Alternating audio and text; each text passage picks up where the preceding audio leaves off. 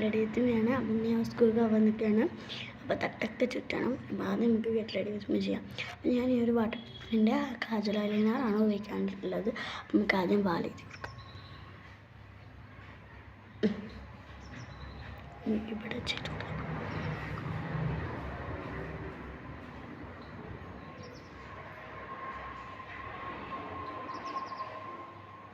Okay, നമുക്ക് വാല അപ്പുറത്തും ഇപ്പുറത്തും ഒരു ഇതാണ് പറ്റുന്നത്. ചിലവർ കാണാം ഭരതനാട്യം കളിച്ച പോലെ ഇങ്ങനെ എഴുതുന്നു. അതൊന്നും എനിക്ക് ഇഷ്ടമല്ല.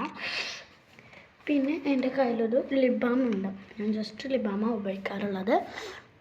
അത് വെച്ച് നമുക്ക് ലിപ് ബാം ഇട്ട് കൊടുക്കാം. ലിപ് ബാമാണ് കേട്ടോ, ജസ്റ്റ് ലിപ് ബാം മാത്രം. എനിക്ക് ലിപ്സ്റ്റിക് ഇടുന്ന ഇഷ്ടമല്ല കേട്ടോ.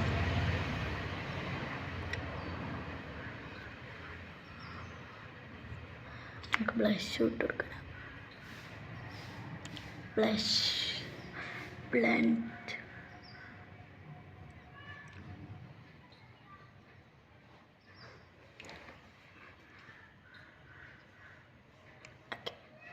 ബ്ലഷ് ഇട്ട് കൊടുത്തു.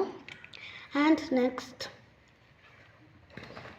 നമ്മൾ ഒരു മാല പോലത്തെ ഒരു സാധനം ഇടുന്നു. അതിന് സ്കൂൾ പോകുമ്പോൾ അതിന് ഊരി വെച്ചോട്ടെ. ആൻഡ് നമ്മൾ